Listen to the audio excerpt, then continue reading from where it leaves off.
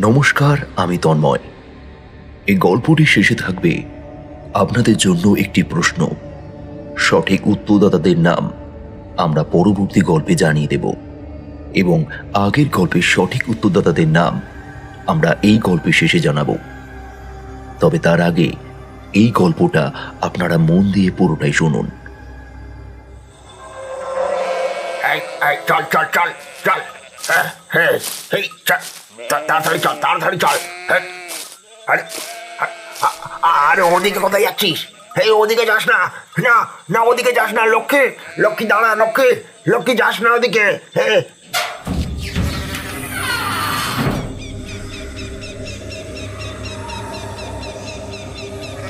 সন্ধ্যা হতে আর কিছু সময় বাকি। ভাগারপুরের শ্মশানের মধ্যে ওই লোকটির একটি ছাগল ঢুকে পড়ে। অনেক ডাকাডাকির পরেও সে কোনো মতে সেই শ্মশান থেকে বেরিয়ে আসে না। অতঃপরও সেই লোকটি অনেক ভয়ে ভয়ে সেই শ্মশানের মধ্যে পা রাখে। চারিদিকে নিস্তব্ধ এক পরিবেশ। লোকটির গাটা ছমছম করে ওঠে। খানিকটা এগিয়ে গিয়ে সে তার ছাগলকে দেখতে পায় একটা কুয়োর ধারে সে দাঁড়িয়ে আছে। লোকটা তাড়াতাড়ি ছুটে গিয়ে সেই ছাগলটাকে আনতে যাবে, ঠিক এমন সময় লোকটি কারো একটা কণ্ঠ শুনতে পায়।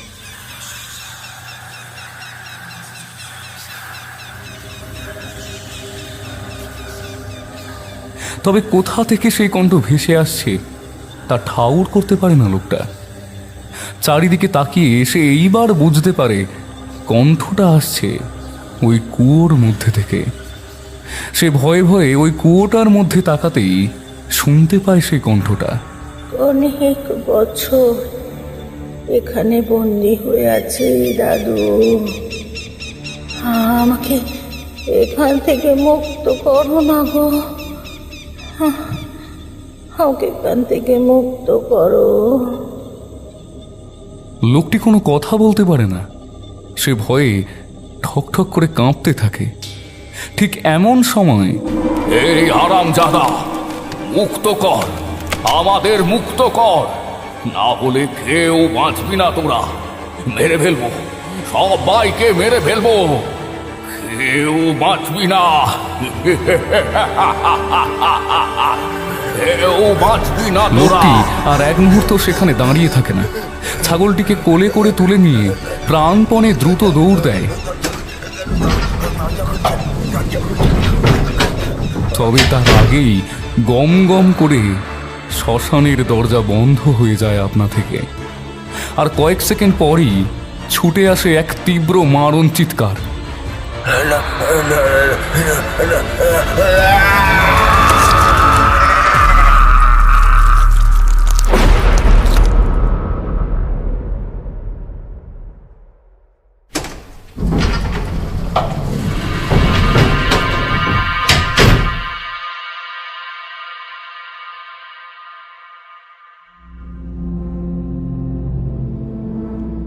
বছর 3 আগের কথা। বাড়ির সামনে জগদ্ধাত্রী পুজো হবে বলে আমি আমার বাড়িতে এসেছিলাম ঘুরতে। আমি থাকি কলকাতা যাদবপুরে। সেখানেই আমি পড়াশুনো করেছি। তারপর সেখানকার একটা কোম্পানিতে আমি জয়েন হয়েছি। সত্যি বলতে দুর্গাপুজো ছাড়া সেইভাবে আমি নিজের বাড়িতে কখনো আসি না। আর আসলেও একদিনের বেশি সেখানে আমি থাকতেই পারি না। সত্যি কথা বলতে কি, গ্রামে না থেকে থেকে ওই জায়গাটাই আমার আর পছন্দ হয় না। আমার কাছে মনে হয় শহর সব সময় সেরা। যাই হোক, এবার শুনলাম আমাদের বাড়ির পাশে বিশাল ধুমধাম করে জগদ্ধাত্রী পুজো হবে। 2 বছর কিছু কারণবশত বন্ধ হয়ে গিয়েছিল পুজোটা, এখন নাকি আবার হবে। তাই ভেবেছি জগদ্ধাত্রী পুজোটা কাটিয়ে একেবারে ডিউটিতে জয়েন করব। আমাদের জগদ্ধাত্রী পুজোর মেন লোক, মানে মেন ক্যাপ্টেন, সে হলো ফণি কাকা, আমার নিজেরই কাকা। এক কথায় কমেডিয়ান লোক যাকে বলে। কথায় কথায় খালি আমার পিছনে লাগে। তবে সত্যি বলতে আমি তার কথা পাত্তাও দিই না। বুঝলি সৌরভ, অনেক কাজ রে বাবা, এই তাড়াতাড়ি করে আমাদের সাথে একটু হাত লাগাবি তো। বছর কিন্তু পুজো হয়নি, এই বছর আবার আমরা ফিরে আসবো, দেখিয়ে দেবো যে পুজো কাকে বলে। অনেক কাজ আছে, দয়া করে কোথাও আবার আড্ডা মারতে যাস নে। ধুর, আমার খেদে কাজ নেই, এখানে নাকি ঘুরবো? হাহ, সত্যি বলতে অসহ্য লাগে এই জায়গাটা আমার। ওরে গাধারাম, কার সাথে কার তুলনা? ওরে গোকুল গাধাটাকে নিয়ে মাঠের পুরপুরে হাওয়া খাইয়ে নিয়ে আয় দেখে নি, দেখবি তোর ওই ঠান্ডা মেশিনেও কাজ চলবে না, ও একদমই ফেল হয়ে যাবে, বুঝলি? প্রকৃতির হাওয়া কোনোদিনও কি খেয়েছিস বল দেখিনি? বলে নাও, বলে নাও, আমরা শহরের লোক আছি বলেই তোমরা আজ আমাদের ওখানে গিয়ে কাজ করে নিজেদের পেট চালাতে পারছো, বুঝলে তো? আবার কথা বলছে। হ্যাঁ, আরে আমরা চাষ করে ওখানে না পাঠালে কি হতো বল দেখিনি? উফ, থামো না তোমরা। ছোট একটা বিষয় নিয়ে কাকা ভাইপো এমন ঝগড়া করো না, কি বলবো। এই ফণিদা, আরে তুমি চুপ করো তো, ছেলেটা এসেছে অনেক দিন পর, ওকে একটু শান্তিতে থাকতে দাও। গোকুল মামা বরাবরই আমার পক্ষেই থাকে, তাই জন্য ফণি কাকার কাছে আমি বারবার কথাই জিতে যাই। যাই হোক, এখানে আমি মোটামুটি ঠিকভাবে মানিয়ে নিয়েছি কদিনের জন্য। খাওয়া, ঘুম আর ঘোরা ছাড়া আর কোনো কাজ নেই আমার, বেশ আরামেই আছি। ঠিক এমন সময় এক মহা বিপত্তি ঘটল। পাশের বাড়ি হোঁটোর হালদার এক বৃষ্টির রাত্রে পটল তুলল। বহুদিন ধরে বৃদ্ধ লোকটি ভুগছিল, আজ তার নিষ্কৃতি হলো। বুড়োর বাড়িতে খালি ওর বউ ছাড়া আর কেউ নেই। তার ছেলে বউ নাকি কলকাতায় চলে গিয়েছে, আর এই মুখ হয়নি। মনে মনে ভাবলাম ভালোই করেছে, তবে চিন্তার বিষয় হলো এবার এই বুড়োকে শ্মশানে নিয়ে যাবে কারা? একে তো এই বৃষ্টি, তারপর এখন রাত 8:30 বাজে, ওয়েদারটাও বেশ ঠান্ডা ঠান্ডা ভাব। আমি দিব্যি শুয়েছিলাম বিছানায়, কোনো লোক নেই বলে আমাকে ফণি কাকা ডেকে নিয়ে গেল। যাওয়ার ইচ্ছে আমার ছিল না, নেহাত পাশের বাড়ির বুড়ো মানুষ, যাওয়াটাই উচিত। তাই বাইরে বেরিয়ে এলাম। ও বাবা, কি ঠান্ডা লাগছে আজ! কি ঠান্ডা! তেমন বৃষ্টিটাও হচ্ছে। কার্তিক মাস পড়ে গেল, এবার ঠান্ডা বেশ জাঁকিয়ে পড়বে তা ভালোভাবেই বোঝা যাচ্ছে। ফণি কাকা বলল, এই গকল, মেজ, কার্তিক, বাপন, এরা কোথায় গেল বল দেখিনি? দূর, কেউই আসতে চাইছে না, বলে আমার মুখে জুতোর বাড়ি মারো। তাও ঠিক আছে, তবে ওই শ্মশানে এত রাতে নাকি যাবে না। তাই না, কে শ্মশানে নিয়ে যাবে আমার মেশো? আমরা এই 3 জন খাট কাঁধে করে কি করে নিয়ে যাব বল দেখিনি? কি করি বলো ফণিদা, সবাইকে ডাকলাম, কেউই তো এলো না। দিন দিন মানুষের মন কোথায় চলে যাচ্ছে তাই ভাবছি। এই একবার রতনকে ডেকে আনতো। গোকুল মামা নিঃশব্দে পায়ে হেঁটে ডাকতে চলে গেল। 20 মিনিট লাগলো এই সব করতে। ওইদিকে গোকুল কাকার সাথে এলো রতন। 4 জন ওই ঝড় বৃষ্টির রাতের মধ্যে হোঁটোর হালদারের দেহটা কাঁধে করে নিয়ে চললাম শ্মশানে।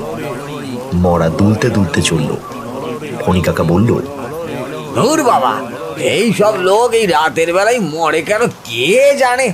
তা কখন মরলে ভালো হতো ফণিদা? তা তুই তো জানিস যে শ্মশানে যাচ্ছিস, সেটা বলেই থেমে গেল।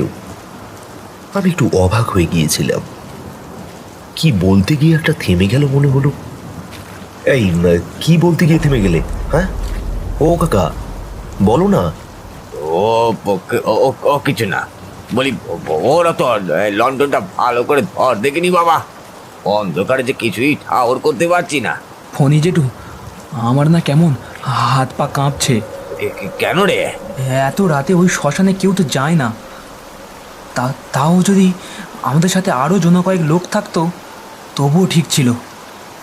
এই 4 জন, তাই ওরে গোকুল হারামজাদা, আসার সময় বলেছিলাম এই মালটা মেয়েদের মতো পেট পাতলা, সালা মেয়ে লোক তাও হাতে চুরি পড়ে থাকে, আর এই হতচ্ছাড়ার কোনো কথাই পেটে থাকে না। ওখানে কি আছে কাকা? কি লুকোচ্ছ আমার কাছ থেকে? বলো, সত্যি করে বলো। এই কিছু নেই রে, ওই রতন হারামজাদাটা ভয় দেখাচ্ছে তোকে। তোকে বলি হারি রতন, জ্ঞান আক্কেল কিচ্ছু নেই, কোথায় কি বলতে হয় সেটাও শিখিসনি হারামজাদা, ওকে ভয় দেখাচ্ছিস কেন? আরে জানিস তো শহরে থাকে ভূত প্রেত। ভূত প্রেত? হ্যাঁ, ওই লম্বা লম্বা ঠ্যাং, হাতে বড় বড় নখ, চোখ দুটো ভয়ানক, মাথা চুলগুলো সাপের মতো। এই জানিস না, ওটাকে ওটাকে তো ভূতই বলে, তাই না? না সত্যিই আমি জানি না। বাবা বাবা, তাহলে তো খুবই ভালো হয়েছে ফণিদা, কি বলো? তা ওইখানে কি আছে যার জন্য রতন এত ভয় পাচ্ছে? হ্যাঁ, ধুর, ও কিচ্ছু নয়, আর তোর কাকাও জানে না। কি বলো ফণিদা? এই না, আমি জানি। তোর মাথা খারাপ হয়ে আছে নাকি রে গোকুল? আমি জানবো না ওই শ্মশানের রহস্য? এটা হতে পারে? হ্যাঁ, আরে কচু পোড়া ফণিদা, আমি সেটা বলিনি, মানে কি দরকার? থাম, তুই থাম। শোন এই সৌরভ, তোকে বরং ঘটনাটা বলি। আরে হ্যাঁ গো বাবা, শুনছি, তুমি বলো না। যেতে যেতে ফণি কাকার মুখ থেকে আমরা যে ঘটনাটা শুনলাম তা এই রকম। আজ থেকে প্রায় 20 বছর আগের কথা। ব্যানার্জি বংশের মেন মাথা তারকনাথ ব্যানার্জি ওই শ্মশানটি তৈরি করেন, মানে যে শ্মশানে আমরা এখন যাচ্ছি। তখন এলাকায় যত লোক মরতো সবাই মরা নিয়ে গিয়ে কেল্লার নদীতে ভাসিয়ে দিত। এই দৃশ্য দেখার পর তারকনাথ বাবু ঠিক করলেন একটা শ্মশান নির্মাণ করতেই হবে তাকে। তারা ছিল 2 ভাই, তারকনাথ ও নারদনাথ। নারদনাথ অত্যন্ত শয়তান লোক ছিল, তবে তার দাদা তারকনাথ খুবই ভালো মনের মানুষ ছিল। নারদনাথের দাদা তাদের নিজের জমির একটা অংশ বিক্রি করে ওই শ্মশানটি করেছে। সেই কথাটা নারদনাথ জানতে পেরে ওনার মাথা গরম হয়ে গেল। জমি বিক্রি করে কেনই বা সেই শ্মশান করবে, এই নিয়ে 2 ভাইয়ের মধ্যে লাগলো বীভৎস ঝগড়া। বাড়ির সবাই তারকনাথের পক্ষেই ছিল, তাই নারদনাথ কিছুই করতে পারল না। গ্রামের সমস্ত লোকেরা তারকনাথের প্রশংসায় পঞ্চমুখ হয়ে গেল। বহু দূরে দূরে থাকা গ্রামের লোকেরা অবধি এই তারকনাথের কথা জানতে পারল। এত প্রশংসা চারিদিকে, তার নাম লোকের মুখে মুখে, তাকে নিয়ে চর্চা করা, এই সব দেখে রাগেই ফেটে পড়ল নারদনাথ। সে বুঝল যদি তার দাদাকে সে শেষ না করে তাহলে সে সারা জীবন এইভাবেই প্রশংসাই পেয়ে যাবে। তাই তার দাদাকে মারার জন্য সে পরিকল্পনা করতে শুরু করলো। দাদা কোথায় যায়, কখন যায়, কার সাথে কথা বলে, কখন বাড়ি আসে ও কখন একা থাকে। শ্মশানে সেই সময় লোকেরা কাজ করছিল। তারকনাথ প্রতিদিন আসতো একবার করে দেখতে যে কেমন কাজ হচ্ছে শ্মশানে। নারদনাথ সুযোগের অপেক্ষাতেই ছিল, কবে তা দাদাকে মারতে পারবে সেই সুযোগে। তবে সেই দিনটা খুব তাড়াতাড়ি এলো। এক ঝড় বৃষ্টির রাতে তার দাদা একলাই শ্মশানে গিয়েছিল কি একটা দরকারে। নারদনাথ এই সুযোগ হাতছাড়া করলো না। 2-3 জনকে নিয়ে দাদার পেছন পেছন ওই শ্মশানে গেল তাকে মারবে বলে। তারপর ওকে এখানে মেরে এই শ্মশানেই পুঁতে রেখে দেব, কেউ টেরটিও পাবে না।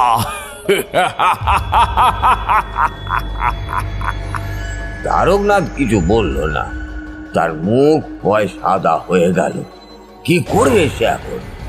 নারদনাথের পেছনে দাঁড়িয়ে থাকা 3 জন লোক হাতে দাঁড় ছুরি নিয়ে এগিয়ে আসছে তারই দিকে।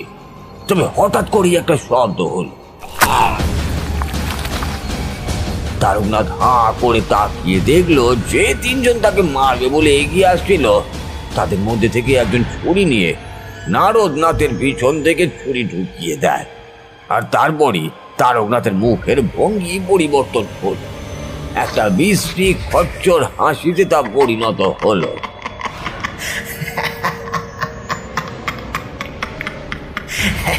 নারদনাথ তার দাদার দিকে তাকিয়ে বুঝতে পারলো যে তার দাদা তাকে মারবে বলেই এই এত রাতে শ্মশানে এসেছে।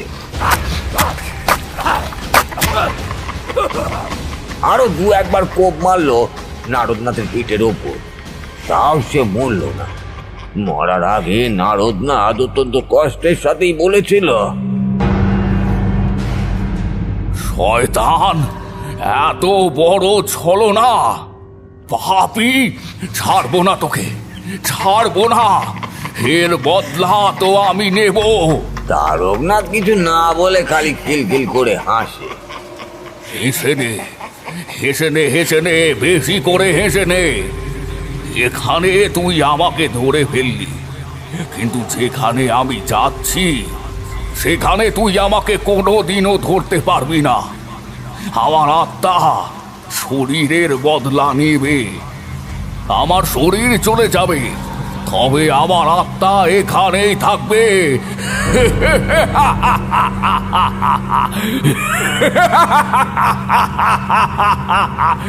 এখানেই থাকবে, এখানেই।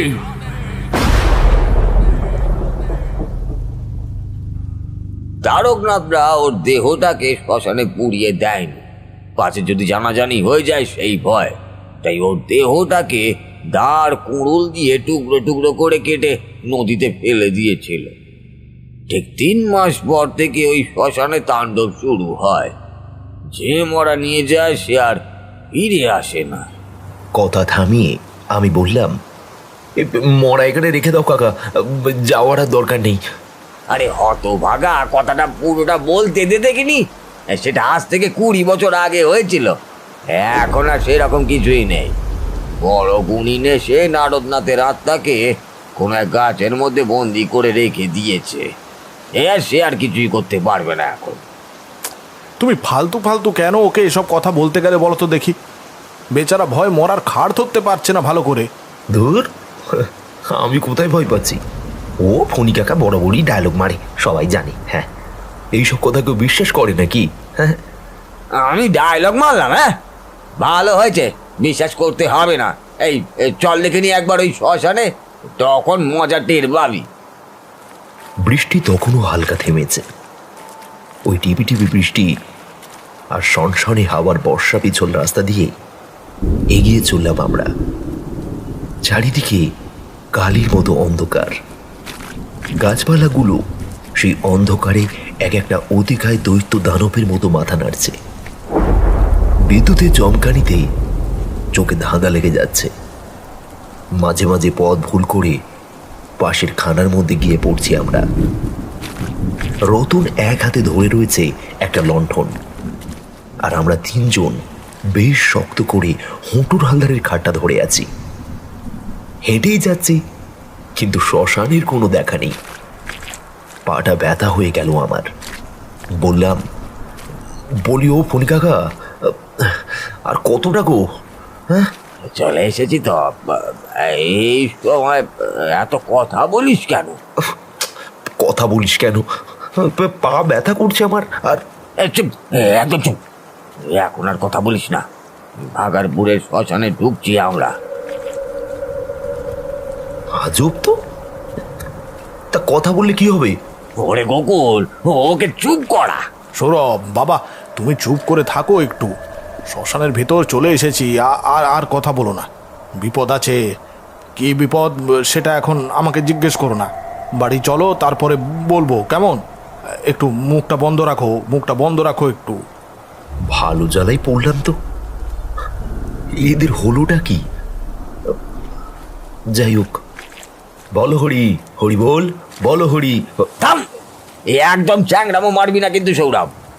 বলো হরি, হরি বল বলবো না? না, বলবি না, চুপ করে থাক একদম।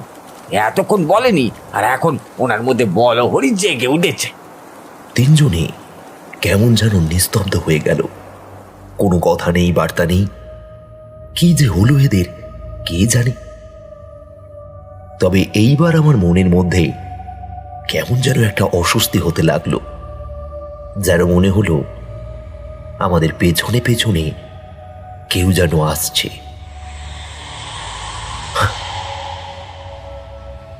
পিছনে ফিরে তাকিয়ে দেখলাম, না, কেউ নেই তো।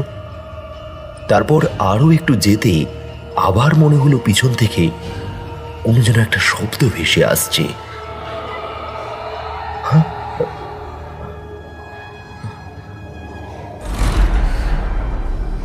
এটা কি শুধু আমি শুনছি, নাকি ওরা 3 জনও শুনতে পাচ্ছে?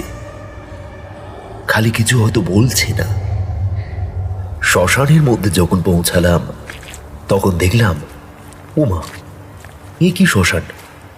আশেপাশে কোনো বাড়ি ঘর নেই, কিছুই তো নেই। অনেকটা পর্যন্ত ন্যাড়া মাঠের ভিতরে এলোমেলো তাল গাছ, নারকেল গাছ ইত্যাদি। সেখানে একটা লম্বা ইটের ঘর। হ্যাঁ, বুঝলাম ওটাই মরা পোড়ানোর জায়গা। বাঁদিকে দেখলাম একটা ঝিল মতো। ফণি কাকার মুখে শুনেছিলাম এখানে সবাই নাকি ওই ঝিলটাকে গঙ্গার জল বলে। আমি তর্ক করে বলেছিলাম এটা কোনদিন হয় নাকি। তিনি তখন বলেছিলেন, ওরে বা, গঙ্গা নদীর জল আমাদের এইদিকে আগেই তো ছিল। শুনেছি নাকি স্বয়ং চৈতন্যদেব স্নান করেছিল এখানে, তাই আমরা এটাকে গঙ্গা জল হিসেবে ব্যবহার করি। আরে বোকা, উনি তো ভগবানেরই রূপ রে। মরা নামিয়ে আমি গিয়ে বসলাম একটা পোটের ওপর। ফণি কাকারা তাড়াহুড়ো করে কাঠগুলোকে সাজাতে লাগলো চিতা সাজানোর জন্য। আমি বসে আছি পায়ের ওপর পা তুলে। এই সময় আমার চোখ হঠাৎ করে সামনের দিকে গিয়ে পড়ল। সবুজ রঙের হিংস্র আলোর মতো কি যেন একটা ঝলমল করছে। উঠে দাঁড়িয়ে ভালো করে দেখার চেষ্টা করছি, এমন সময় কি যেন একটা হেঁটে চলে গেল মাঠের দিকে। হ্যাঁ, কে গেল? আমি একটু এগিয়ে এসে দেখলাম কালো ছায়ার মতো একটা লোক দাঁড়িয়ে আছে অন্ধকারের মধ্যে। তার মুখটা ওই অন্ধকারের মধ্যে দেখা যাচ্ছে না। পকেট থেকে ফোনটা বার করে লাইট অন করতে যাব, এমন সময় দেখি লাইটটা জ্বলছে না। কি হলো? জ্বলছে না। মাথায় হাত, ফোনের লাইট জ্বলছে না কেন? ততক্ষণে সেই লোকটা বিড়বিড় করে কি একটা বলতে বলতে চলে গেল সামনের দিকে। আর তাকে দেখতে পেলাম না। বলি, হ্যাঁ রে সৌরভ, গেলি কোথায়? আরে এই তো। উফ, এত চিৎকার করছো কেন? এই তোকে বললাম না ওইখানে চুপ করে বসে থাকবি, এদিক ওদিকে কোথাও যাবি নি। আরে ধুর, বসেই তো ছিলাম। একটা লোককে হঠাৎ করে দেখতে পেলাম, বুঝলে তো, ওই তাই তাকে দেখতে ওই দিকেই গেলাম। লোক? কোন লোক? কে দাঁড়িয়েছিল বল দেখেনি? ধুর, অন্ধকারে দেখতেই পাইনি। গোকুল, বুঝলি গোকুল, সে আমাদেরকে দেখতে পেয়ে গিয়েছে। হ্যাঁ, কে দেখতে পেয়েছে কাকা? আমার কথায় উত্তর না দিয়ে কাকা বলল, শোন, এই কাঠেই হয়ে যাবে, আর অত চাচাতে হবে না। চল চল, কাঠে তুলে দিয়ে আগুন লাগিয়ে আমরা চলে যাব। মরা পুড়তে সময় লাগবে, আর তুমি বলছো চলে যাবে? আরে হ্যাঁ রে, হ্যাঁ চলে যাব। তোর যদি ইচ্ছা হয় তুই থাক, আমি এখানে আর এক বিন্দুও থাকবো না। কোনো বিপদ ঘটতে চলেছে, ও আমাদেরকে দেখে ফেলেছে। কিন্তু এটা কি করে সম্ভব? নারদনাথ বিগত 20 বছর ধরে ওই গাছের মধ্যে বন্দি আছে, সে কি করে বাইরে বের হবে? হ্যাঁ, কি যে বলো না। ঠিক বলেছিস, তবে আমার মাথায় কিছুই আসছে না। ওইখান থেকে বার হওয়া এত সহজ তো নয়। কে বার করলো ওকে? আমার মনে হয় সৌরভ ভুল কাউকে দেখেছে। চিন্তা করো না, এসো আস্তে আস্তে কাঠগুলো সাজিয়ে হোটর বাবুকে পুড়িয়ে বাড়ির দিকে চলে যাই। উনি অত সহজে বার হতে পারবে না, কিছু হবে না আমাদের। চলো চলো।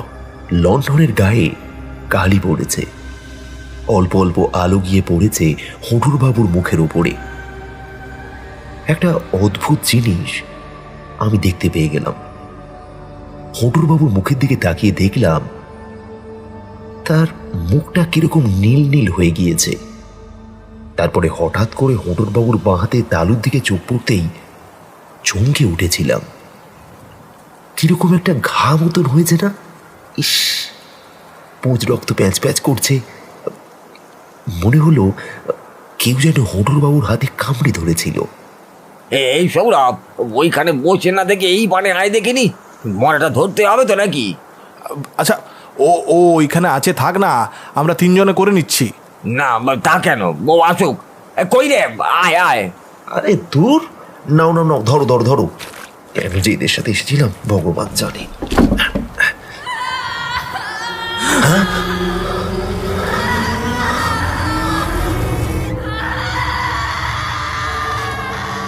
চমকে উঠেছিলাম আমরা। একটি মেয়ের চিৎকার শুনতে পেলাম। রতন কাঁপতে কাঁপতে বলল, নারদনাথের চিৎকার করার কথা তো। তবে এখানে মেয়ে কোথায় থেকে এলো ফণিদা? অঙ্ক কিছুতেই মেলছে না রে রতন। কিছু একটা হচ্ছে, কিন্তু কি হচ্ছে আমি কিন্তু বুঝতে পারছি না। চারিদিকে হাওয়ার গতিতে মাতামাতি হচ্ছে সেই সময়। বৃষ্টি থেমে গিয়েছে বটে, তবে এখন ঝড় শুরু হয়েছে। এই আবহাওয়া তো এতক্ষণে এইরকম ছিল না। হঠাৎ করে এইরকম পরিবর্তনের কারণ কি? তাহলে সত্যি কি ফণি কাকার কথা সত্য হতে চলেছে? ওই নারদনাথ গাছ থেকে মুক্ত হয়ে গিয়েছে। তবে এটা তো একটা মেয়ের গলা। আগুন জ্বালা রতন, তাড়াতাড়ি আগুন জ্বালা। আগুন জ্বলছে না যে, ঝড় হচ্ছে গোকুলদা। এ কি প্রকৃতির লীলা! চেষ্টা কর, আগুন জ্বালাতেই হবে তোকে।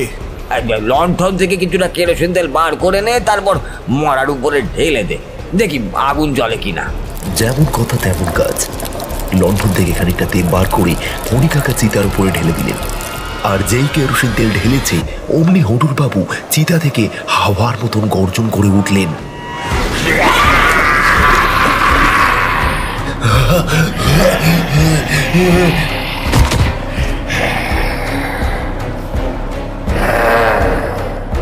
আমরা ভয়ে চিৎপাত হয়ে পড়লাম সব।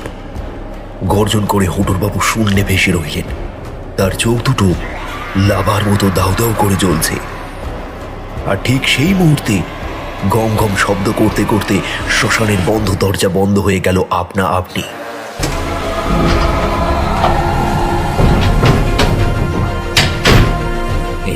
কি সর্বনাশ রে! কি দেখছি এই সব? কি সর্বনাশ! পালাতে হবে। কি সর্বনাশ হয়ে গেল! পালাতে হবে, চলো পালি চলো। কি সাংঘাতিক দৃশ্য! এদিকে মরার খাট ছেড়ে হটুর বাবু শূন্যে ভেসে থাকতে থাকতে এগিয়ে এলো আমাদের দিকে। ফণি কাকা চিতা থেকে কাঠ তুলে নিয়ে সজোরে মারল হটুর বাবুর মুখে।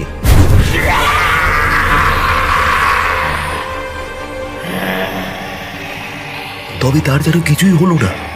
হটুর বাবুর চোখের ভয়ানক চাহনিতে কাকা ছিটকে গিয়ে পড়ল মাঠের কোণে। আমরা তাড়াতাড়ি পালাবার চেষ্টা করছি সেখান থেকে, কিন্তু সেই শ্মশানের দরজা কোনো মতেই খুলছে না।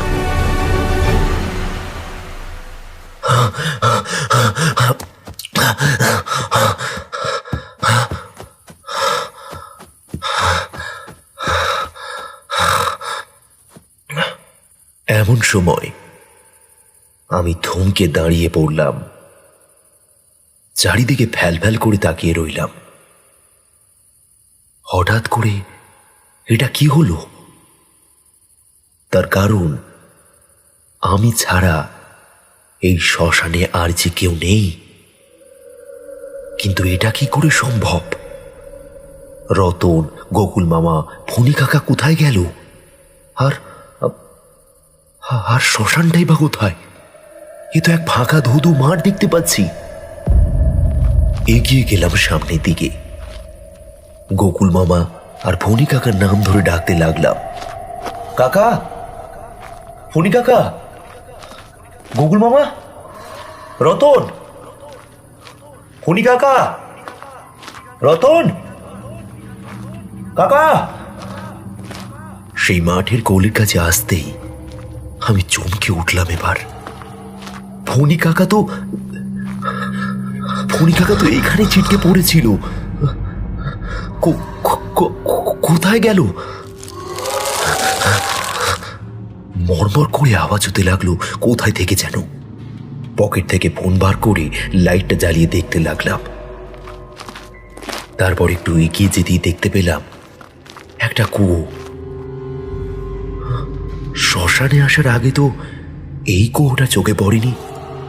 ফোনের লাইটটা ভালো করে মেরে দেখলাম কুয়োতে কোনো জল নেই।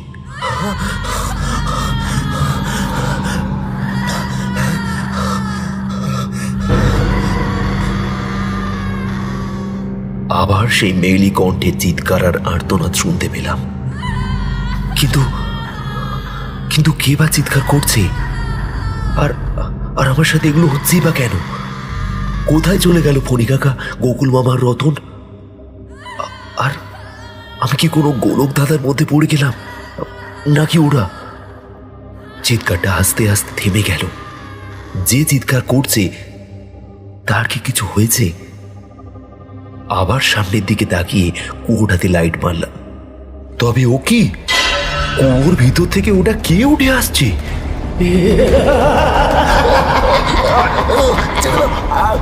বুক কেঁপে উঠলো আমার। কে যেন দ্রুত এগিয়ে আসছে আমার দিকে। আমি যেন মুখ সরাতে পারছি না। কেউ যেন পিছন থেকে আমার মাথাটা চেপে ধরে রেখেছে। সে উঠে আসছে, সে উঠে আসছে। ওই কুয়ো থেকে হামাগুড়ি দিয়ে এগিয়ে আসছে আমার কাছে।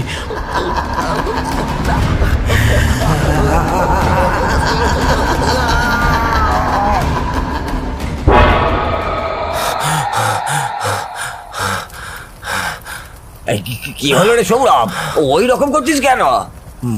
মনে হয় ভয় পেয়েছে কিছু দেখে। এটা কি হলো আমার সাথে? চারিদিকে তাকিয়ে দেখি, না, এটা তো সেই জায়গা নয়। ওদেরকে আর কিছু বললাম না। উঠে গিয়ে দিব্যি দেখলাম হঠোর বাবু চিতাটা এখনো জ্বলছে। গাটা হঠাৎ করেই কেমন যেন ছমছম করে উঠল। সেদিনের পর থেকে আমি একটা জিনিস বুঝতে পারলাম যে অন্ধকার জগতে যারা থাকে তারা আলোর সামনে আসতে চায় না।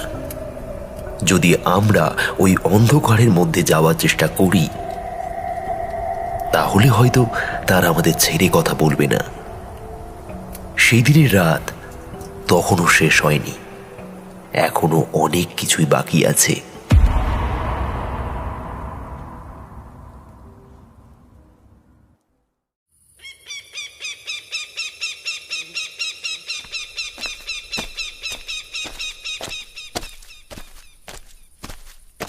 আমি জানি তুমি আমার কথা শুনতে পাচ্ছ।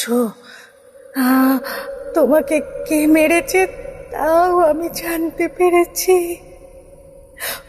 ওরা আমার বাড়ি থেকে বার করে দিয়েছে। তুমি কি আমার কথা শুনতে পাচ্ছ? তুমি কি শুনতে পাচ্ছ? গাছের পাতাগুলো দুলতে লাগলো। এবার বাতাসের মধ্যে ভেসে আসছে কোনো এক মরা আত্মার কান্না, যা শোনার পর নারদনাথের বউ কেমন যেন কেঁপে উঠল। তবে সে ভয় পালিয়ে গেল না, সেখানেই চুপটি করে দাঁড়িয়ে রইল।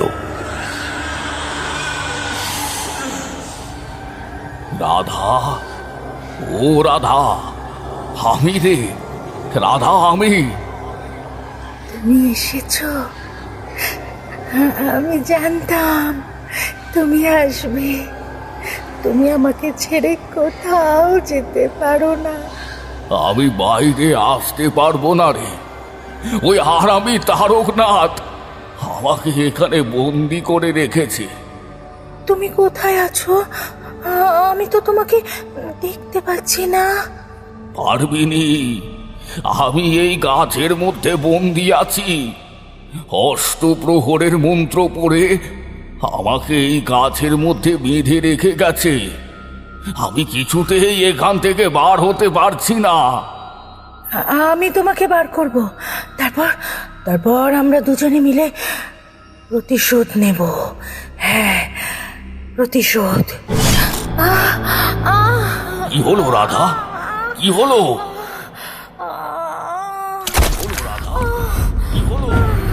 নারদনাথের বউ হঠাৎ করে চিৎকার করে উঠল, তারপর ধপ করে মাটিতে পড়ল।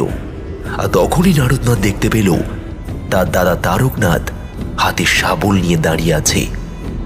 শয়তান পাপিষ্ঠ, ওকে মেরে ফেললি? ও তোর কি ক্ষতি করেছিল হারামি? শয়তান পাপিষ্ট, ওকে মেরে ফেললি? তা কি করবো? হ্যাঁ, ওর সাহস হলো কি করে যে তোকে ওখান থেকে মুক্ত করবে বলছে? তোকে আমি ওইখান থেকে কখনো বাইরে আসতে দেব না। তোর বউকেও আমি ঠিক তোর মতন কুচি কুচি করে কেটে ওই নদীর জলে ফেলে দেব। আর তারপর তোর বউও প্রেতাত্মা হবে, লোকের ক্ষতি করবে। হ্যাঁ, তাও সেটা আমি জানি। তার আগেই আমি তোর বউয়ের পাপী আত্মাকে ওই কুয়োর মধ্যে বন্দি করে রেখে দেব, যাতে তোর মতনও ও কখনো বাইরে বেরিয়ে আসতে না পারে। হ্যাঁ, বাইরে আমি বেরোবই, কেউ তো আমাকে এখান থেকে মুক্তি করবে, তখন তোকে আমি ছাড়বো না। আর যদি তোকে নাও আমি মারতে পারি, এই শ্মশানে যারা পা দেবে তাদেরকে আমি এমন শাস্তি দেব যে তারা মরে গিয়েও শান্তি পাবে না।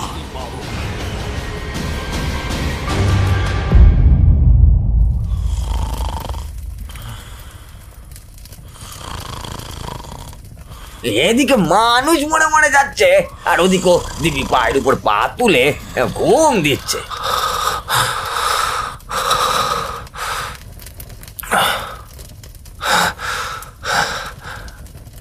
চোখ খুলতেই আবারও অবাক হয়ে গিয়েছিলাম। ধরফর করে উঠে দেখি এখনো হোটরবাবু চিতারা চলছে। তবে তবে যে স্বপ্নটা আমি দেখলাম সেটা কি সত্যি? না, এইবার ফণি কাকাকে এই ব্যাপারটা বলতেই হবে। ওদেরকে সব কথা বলতেই ওরা কেমন যেন চমকে উঠল। ফণি কাকা বলল, এই তুই এইগুলো জানলি কিভাবে? আর এগুলো তো আমি নিজেও জানি না। তোর কথা যদি সত্যি হয় তাহলে ওই নীলকণ্ঠে যে আর্তনাদ করছিল সে আর অন্য কেউ নয়, নারদনাথের বউ। আরে আমি নিজেও জানি না কি হচ্ছে। হঠাৎ হঠাৎ করে এই সবগুলো আমার মাথার মধ্যে চলে আসছে। কেন আসছে আমি বুঝতেও পারছি না। আমার মাথাটা কেমন যেন হচ্ছে।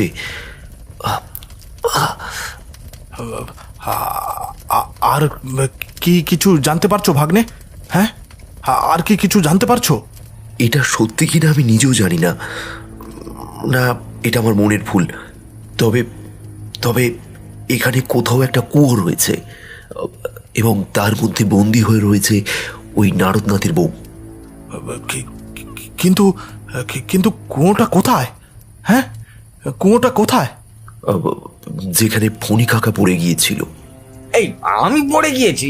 এই আমি আবার কোথায় বললাম রে? আরে তুমি পড়েছো, আর যদি না পড়ে থাকো তাহলে তুমি নিশ্চয়ই ওখানে পড়বেই, আমার মন বলছে। কি বলছে? হ্যাঁ, তোর কি মাথা খারাপ হয়ে গিয়েছে? আর আমি সত্যি বলছি কাকা, ওই হোটরবাবু চিতা থেকে উঠবে আর আমরা ভয় পেয়ে পড়ে যাব মাটিতে। উনি যখন আমাদের দিকে এগিয়ে আসবে তখন তুমি চিতা থেকে একটা কাঠ নিয়ে ওকে মারবে, কিন্তু ওর কিছু হবে না। এই তারপর এর মাথা খারাপ হয়ে গিয়েছে, মরাটা একটু বাঁশ দিয়ে ঠিক করে নে, দেখিনি জ্বলেই যাচ্ছে, কিন্তু উঠছে কিনা ভগবানই জানে। আমার দৃঢ় বিশ্বাস ছিল আমি যে ঘটনার কথাটা বলেছি সেটাই হতে চলেছে, কারণ আমি যা কিছু দেখেছি তা সত্যি। তবে সেই টাইমটা ওদের কাছে এখনো আসেনি, যেটা আমার কাছে চলে এসেছে। তার মানে কি, তার মানে টাইম ট্রাভেলের কোনো কি কিছু ঘটছে এখানে? হ্যাঁ, আমি এই সব মনে মনে ভাবছি, ঠিক এমন সময় ফণি কাকা চিৎকার শুনতে পেলাম। আমি যা বলেছিলাম তাই হয়েছে। হোটরবাবু গর্জন করে চিতার উপরে দাঁড়িয়ে উঠেছে এবং ঠিক সেই সাথে শ্মশানের দরজা গম গম শব্দ করে বন্ধ হয়ে গেল। ফণি কাকা কাঠ নিয়ে মারল, কিন্তু কিছুই হলো না। তার চোখের দৃষ্টিতে ফণি কাকা ছিটকে গিয়ে পড়ল।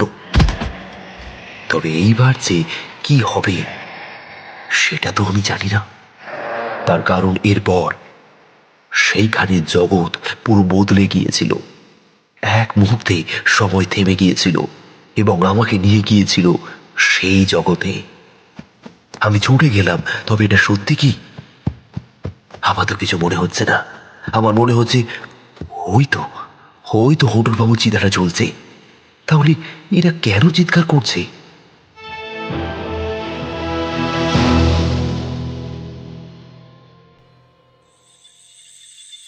আমি এবার গিয়ে বসলাম একটা গাছের নিচে।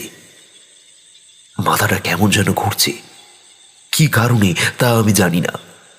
আমার চারপাশে কারা যেন বসে আছে এবং আমার দিকে হাসি মুখ নিয়ে তাকিয়ে আছে। আমি তাদেরকে স্পষ্ট দেখতে পাচ্ছি, সবকটা কেমন যেন কালো কালো অবয়ব।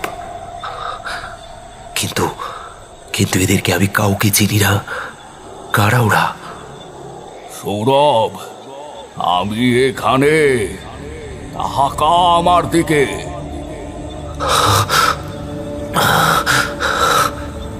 চমকে উঠেছিলাম প্রায়। চারিদিকে একবার তাকিয়ে দেখলাম, কই কেউ নেই তো। এই দিকে তাকা, আমি এই গাছের মধ্যে আছি পুত্র। এরপর পিছন ফিরে দেখি আমি যে গাছের সামনে বসে রয়েছি, সেই গাছের ভিতর থেকে কে যেন ফিসফিসে কণ্ঠে আমাকে বলল, তুই তো আমার সন্তান রে, তোকে দেখেই আমি চিনতে পেরেছিলাম। আমি তোমার সন্তান? কিভাবে হলাম? তোর মা ওই কুয়োর মধ্যে আটকা পড়ে আছে বাছা। জানা জানা, মাকে বার কর ওখান থেকে, বার কর। না, আমি ওখানে যাব না। আর তুমি আমাকে নিজের ছেলে বলছো কেন? আমার মা বাবা সবাই আছে। না না বাছা, ওরা তোকে মানুষ করেছিল, তুই তো আমার সন্তান। ওই হারামি কুত্তার বাচ্চা তারকনাথ তোকে গ্রামের এক গোয়াল ঘরের মধ্যে ফেলে রেখে দিয়েছিল, আর তোকে সেখান থেকে নিয়ে এসেছিল ওই বনি। মিথ্যে কথা! তুমি ওখান থেকে কখনো বেরিয়ে আসতে পারবে না, কিছুতেই পারবে না। আমার ছেলে হয়ে তুই এটা বলতে পারলি? যারা তোর মাকে মেরেছে, যারা আমাকে মেরেছে, তাদের তুই প্রতিশোধ না নিয়ে... আরে আমি তোমার ছেলে নই, কতবার বলবো? তাহলে তুই আমাদের ঘটনা কি করে জানলি? হ্যাঁ, ওটা ফণি কাকা বলেছে।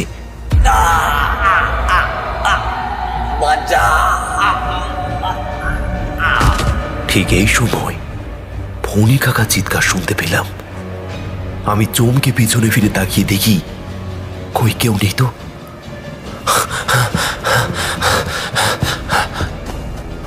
সাথে সাথে ছুটে এগিয়ে আসতে যাব, ঠিক সেই সময় হুমড়ি খেয়ে জলের মধ্যে পড়ে যায়। তবে আশ্চর্য ব্যাপার, এটা তো কোনো পুকুর বা ঝিল নয়, এটা তো একটা কুয়ো। তবে এই কুয়োতে জল এলো কোথায় থেকে? যতদূর আমি দেখেছি এই কুয়োতে তখন কোনো জল ছিল না। ঠিক এই সময় আমার চারপাশ থেকে কারা যেন জলের উপরে উঠতে লাগলো। আমি ভয়ে চিৎকার করে উঠলাম।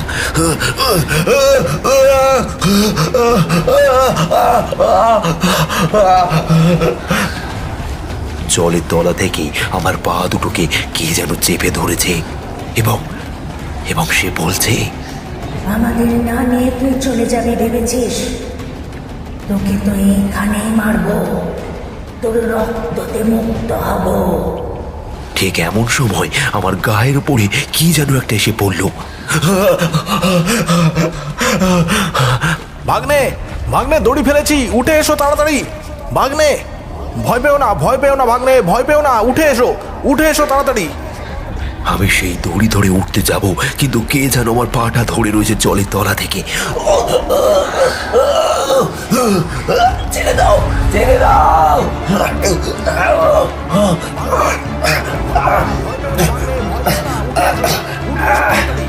তোকে এখান থেকে যেতে দেব না আমি। আগে এই বন্ধন থেকে মুক্ত কর আমাকে, করে যা। ভাগ্নে, আমাকে উঠতেই হবে। অনেক চেষ্টা করেও উঠতে আমি কোনো মতে পারছি না। ঠিক এমন সময় ওপরে তাকিয়ে দেখি রতন একটা ধারালো জিনিস দিয়ে তার হাতের তালুটা কেটে সেই রক্ত কুয়োর মধ্যে ফেলে দিল। গোকুল মামা প্রায় চিৎকার করে উঠেছিল শুয়োরের বাচ্চা, কি করলি তুই এটা? হ্যাঁ, কি করলি? আমি সেই কুয়ো থেকে উঠে এলাম তো বটে, তবে রতনের রক্তে সেই কুয়ো এখন লাল রক্তে পরিণত হয়ে গেল। সেই নারী এখন খল খল করে হাসতে লাগলো, কারণ কারণ তার যা দরকার ছিল সে সেটা পেয়ে গিয়েছে। মুক্ত, আমি এখন মুক্ত। এত বছরে এক টুকরো রক্তের জন্য বসেছিলাম আমি আসছি, আমি আসছি। তুমি চিন্তা করো না, তোমাকে মুক্ত না করে আমি কোথাও যাব না।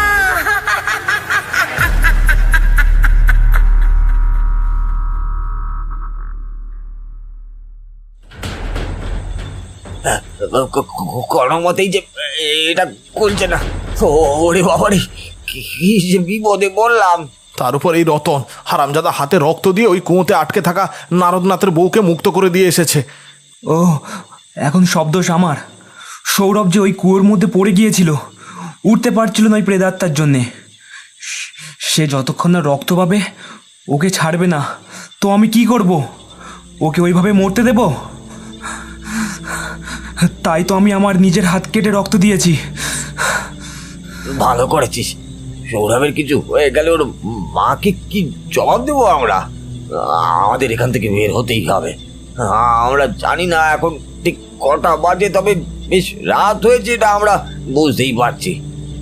আমরা একটা গোলক ধাঁধার মধ্যে এসে গেছি রে। নারদনাথের প্রেতাত্মা আমাকে যে কথাগুলো একটু আগে বলেছিল তার সবটাই আমি ওদেরকে বললাম। সব শুনে ফণি কাকা বলল, বললাম তো আমরা একটা গোলক ধাঁধার মধ্যে রয়েছি। এমন কিছু জিনিস হবে যেগুলো হয়তো আগে হয়েছে। আমাদের মনে হবে এইটা তো আগে হয়েছিল। আজ ঘোর অমাবস্যা, আজকের দিনে হোটলের এই রকম মৃত্যু সত্যি আমার মনকে নাড়াচাড়া দিয়েছিল। আমি কিন্তু এখনো আমার উত্তরটা পাইনি। ও, বারবার এক কথা ভালো লাগে সৌরভ। হ্যাঁ, বলতো ও মিথ্যে বলছে। তুই ওকে কিসের জন্য বিশ্বাস করছিস বল দেখিনি? ও একটা শয়তান আত্মা। কিন্তু ও তো শুধু পরিকল্পনা করেছিল মারবে পড়ে, ও তো মারতে পারেনি। তাহলে ও কি করে শয়তান হলো? শয়তান তো ওর দাদা, যে কিনা অন্যায়ভাবে তার ভাইয়ের বউকে মেরেছে, যেখানে ওর বউ কোনো দোষই করেনি। এখন বুঝতে পারছি রক্তের টান, বেশ বুঝতে পারছি। ফণিদা, ফণিদা, এ কি বলছো? হ্যাঁ, বুকটা কেঁপে উঠল আমার। আমি আমি ঠিক শুনছি তো? নাকি নাকি ফণি কাকা রাগের চোটে এই কথাগুলো বলল? না না না সৌরভ, তুই আমাদের ছেলে। আমি কি বললাম? না না, তুই তুই বুঝতে পারছিস না। তুই থাক, আমি সব বুঝতে পেরে গিয়েছি। তারকনাথ আমাকে গোয়াল ঘরের মধ্যে ফেলে রেখে দিয়েছিল, যাতে গরুগুলো শুয়ে পড়লেই আমি চাপা পড়ে মরে যাব। আর সেখান থেকে তুমি আমাকে বাঁচিয়ে এনেছো, তুলে দিয়েছো তোমার দাদার হাতে। না রে না, তুই ভুল জানিস রে। ওই মহিলা যে কিনা কুয়োর মধ্যে বন্দি ছিল, সে তো আমার মা, তাই না? বলো না। থাক, তোমাকে কিছু বলতে হবে না, এখন আমি যাচ্ছি। কোথায় যাচ্ছিস তুই? পাগল হয়ে গেছিস নাকি? মরে যাওয়ার পর কেউ কারণ নয় রে। সে এখন তোকে টানার জন্য, তোর শরীরের রক্ত চোষার জন্য তোকে আহ্বান করছে রে। কিন্তু সে তো আমার মা, ফণি কাকা। তো তোকে ছেড়ে দেবে ভেবেছিস? মেরে ফেলবে তোকে, একেবারে জানি মেরে ফেলবে রে। আমি আমার মার কাছে যাবো ফণি কাকা, তুমি আমাকে বাধা দিও না। ভাগ্নে, ভাগ্নে, কি বলছো তুমি? কি বলছো? তুমি জানো না তুমি কি বিপদের মুখে পড়তে চলেছো? ওরা তোমাকে ছাড়বে না ভাগ্নে, ওরা তোমাকে ছাড়বে না, তোমাকে মেরে ফেলবে। আর আমি গোকুল মামার মুখের দিকে চেয়ে দেখলাম, সে আমার পিছনের দিকে তাকিয়েছে। তারপর তার মুখটা কেমন যেন ভয়ে সাদা হয়ে গেল। আমি পিছনে ফিরে তাকাতেই দেখলাম এক ছায়া মূর্তি আমাদের সামনে এসে দাঁড়িয়েছে। সেই ছায়ামূর্তিটা আস্তে আস্তে এগিয়ে এলো আমার দিকে, কিন্তু এইবারে আমি আর নড়লাম না। বেশ বুঝতে পারলাম এই ছায়ামূর্তিটা আর অন্য কেউ নয়, আমার মা। সামনে থেকে সরে যা বাছা, না হলে তোকেও আস্ত রাখবো না। সরে আয় সৌরভ, এদিক পানে সরে আয়। আমার কথাটা একবার শুনুন, ওদের কিছু করবেন না। ওরা তো কিছু করেনি, ওরা তো একেবারে নির্দোষ। করেছে, আজ ওদের জন্য আমাদের এই অবস্থা। এই শ্মশান যদি তৈরি না হতো তাহলে এত ঝামেলা হতো না, আমার স্বামীও মরতো না। তুই কি ফিরিয়ে দিতে পারবি সেই দিনগুলো? 20 বছর ধরে ওই কুয়োর মধ্যে বন্দি হয়েছিলাম, কেউ ওখান থেকে আমাদের বার করেনি। আমার স্বামী ওই গাছের মধ্যে বন্দি হয়ে রয়েছে, তাকে নির্মম ভাবে হত্যা করা হয়েছে, আমাকে হত্যা করা হয়েছে, আর আর আমার ছেলেকে। মায়ের মুখটা কিরকম যেন একটা হয়ে গিয়েছে। এটা কি আমার মায়ের মুখ? না না না, এটা আমার মা নয়। কিন্তু কিন্তু কিন্তু তাহলে আমার চোখ থেকে জল পড়ছে কেন? এই মহিলাকে দেখার পর আমার বুকের ভিতরটা এত কষ্ট হচ্ছে কেন? এ কি সত্যি আমার মা? আমি বলছি সরে যা তুই। যে এই শ্মশানের মধ্যে আসবে তাকে আমি শেষ করব। এটা আমাদের প্রতিশোধ। তারকনাথের পুরো বংশকে আমরা নির্বংশ করে দিয়েছি। ওরা হয়তো এখন মুক্ত হয়ে গিয়েছে, কিন্তু আমরা মুক্ত হইনি। এই শ্মশান যতক্ষণ না জ্বালিয়ে পুড়িয়ে শেষ করব ততক্ষণ আমার শান্তি নেই। হ্যাঁ, আমি জ্বালিয়ে দেব, আমি এই পুরো শ্মশানটাকে জ্বালিয়ে দেব। তবে ওদেরকে ছেড়ে দাও, আমি হাত জোর করছি। এই শ্মশান আমি পুরোটাই জ্বালিয়ে দেব, কোনো অস্তিত্ব রাখবো না। ঠিক এমন সময় দূরের সেই শ্যাওড়া গাছের মধ্যে থেকে একটা কণ্ঠ ভেসে আসলো। ওকে ছেড়ে দাও রাধা, ও আমাদের সন্তান। তবে ওই 3 জনকে ছেড়ো না, শেষ করে দাও ওদের।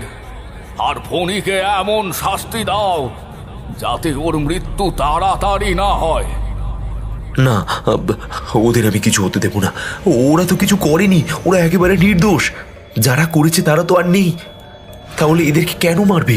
হ্যাঁ, আমাদের কাছে এখন সবাই শত্রু, তাই আমরা কাউকে ছাড়বো না, সবাইকে শেষ করে দেব, খালি তোকে ছাড়া।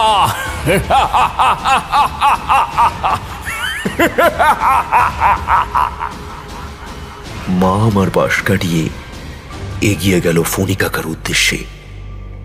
এইবারে আমার মাথা আর কাজ করছিল না। আমি এবার কোন দিকে যাব?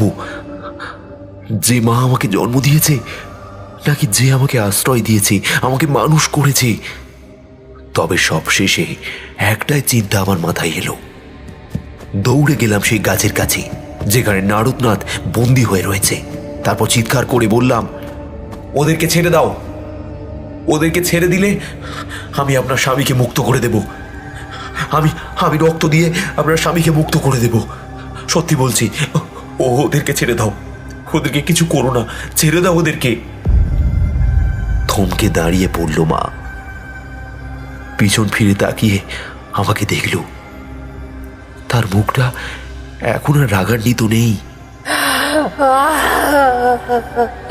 মুক্ত করে দে তোর বাবাকে, আমরা কারোর ক্ষতি করব না, চলে যাব এখান থেকে। মুক্ত করে দে, মুক্ত করে দে।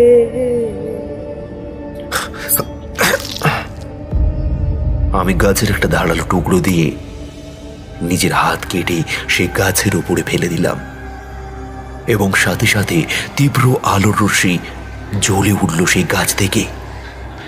আমি সেই গাছের সামনে আরো একটু এগিয়ে যেতেই সেই গাছের আলোক রশ্মি আমার চোখে পড়তেই চোখ জ্বলে উঠল, এবং সেখান থেকে বেরিয়ে এলো এক কালো মতন কি যেন এক বস্ত্র। বুঝতে পারলাম এটাই আমার বাবা। তার খলখল হাসিতে পুরো ভাগারপুরের শ্মশানটাই কেঁপে উঠল। পিছন ফিরে তাকিয়ে দেখি মাও আনন্দে খিলখিল করে হাসতে লাগলো। তারপর শূন্যে ভেসে উঠল।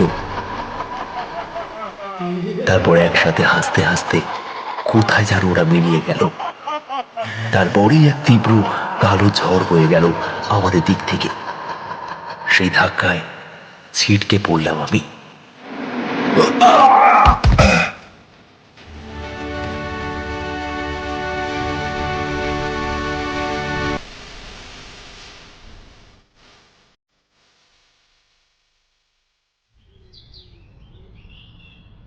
জগদ্ধাত্রী পুজো কেটে যাবার পরেই ফণি কাকা আমার কাছে এসে বলল, তোর মার বাবার জন্য তোকে একবার গয়া যেতে হবে রে।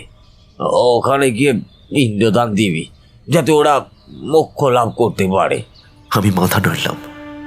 তারপর ফণি কাকাকে জড়িয়ে ধরে কাঁদতে শুরু করলাম।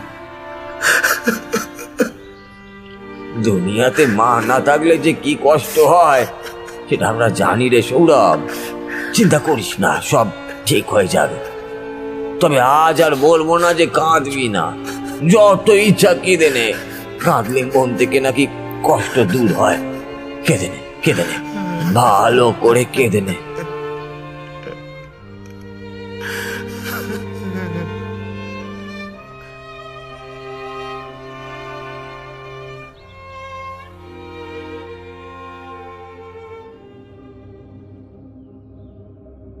আজ আপনাদের জন্য যে প্রশ্নটি রয়েছে সেটি হল, সৌরভ ফণি কাকারা কার মৃত্যুতে শ্মশানে গিয়েছিল? পিশাচপুরে কালী পুজো গল্পে যারা সঠিক উত্তর দিয়েছেন তাদের নাম: কানপুর থেকে বলেছে সৌরভ, ইমরোজ মণ্ডল সঠিক উত্তর দিয়েছেন, রাজেশ বৈদ্য সঠিক উত্তর দিয়েছেন। তবে দয়া করে আপনারা কোথায় থেকে আমাদের গল্প শুনছেন সেটাও কমেন্টে জানাবেন। উলুবেড়িয়া থেকে বলেছে গার্গী, হাওড়ার বেলডুবি থেকে বলেছে বুলবুল নস্কর, বাংলাদেশ থেকে বলেছে মিঠুন বিশ্বাস, ব্যারাকপুর খালপুর থেকে বলেছে বিকাশ মণ্ডল, দিল্লি থেকে বলেছে সাইফুল রুবেল মুস্তাকিন রাহুল, দক্ষিণ বারাসাত বাঁটুরা গ্রাম থেকে বলেছে ইকবাল লস্কর, ফারহান লস্কর, সোনাইনা গাজী, ফিরদাউস লস্কর, বিউটি গাজী, কাশ্মীর গাজী, শহীদুল গাজী, কারিমা গাজী, রাহেনা গাজী, জেরিনা গাজী, সাবিরা গাজী। তমাল সাহা সঠিক উত্তর দিয়েছে। প্রীতম গাঙ্গুলি সঠিক উত্তর দিয়েছে। কলকাতা থেকে বলেছে তৃষা হাজরা, নবদ্বীপ থেকে বলেছে মমতা গোস্বামী, ক্যানিং থেকে বলেছে রাখি সাহা, মালবাজার থেকে বলেছে রাধারানী বিষ্ণু, গোচরণ কাষ্টগড়া থেকে বলেছে দীপক মণ্ডল, হাওড়ার উলুবেড়িয়া থেকে বলেছে শুভ দুলুই, মৌমিতা দুলুই ও তার ছেলে সুব্রত দুলুই, বারুইপুর জেলার কাছ থেকে বলেছে শঙ্কর মণ্ডল ও তার মেয়ে পূজা মণ্ডল, মদনপুর থেকে বলেছে রত্না সরকার, দক্ষিণ 24 পরগনা কলকাতার ভাঙড় গঙ্গাপুর লেদার কমপ্লেক্স থেকে বলেছে হেমন্ত মণ্ডল ও তার ছেলে সার্থক মণ্ডল ও তার বইয়ের নাম সুষমা মণ্ডল। যারা যারা উত্তর দিয়েছেন তাদেরকে অসংখ্য ধন্যবাদ। শুনছিলেন আজকের গল্প তন্ময় সরকারের লেখা ভাগারপুরের শ্মশান। আজ গল্প পাঠে ছিল তন্ময়, বিভিন্ন চরিত্রে ছিল দেবা, সুমনা, গোড়া, সৌম্য ও বুবাই। পোস্টার ডিজাইন করেছে দীপক, সাউন্ড ডিজাইন ও এডিটিংয়ে ছিল তন্ময়। আর হ্যাঁ, গল্পটি কেমন লাগলো তা কমেন্ট করে অবশ্যই জানাবেন। ভালো লাগলে একটা লাইক করে দেবেন এবং আরও নতুন নতুন নানান ধরনের গল্প শুনতে চাইলে আমাদের চ্যানেলটিকে সাবস্ক্রাইব করে বেল বাটনটি অলে সেট করে নেবেন। ভালো থাকবেন, ধন্যবাদ।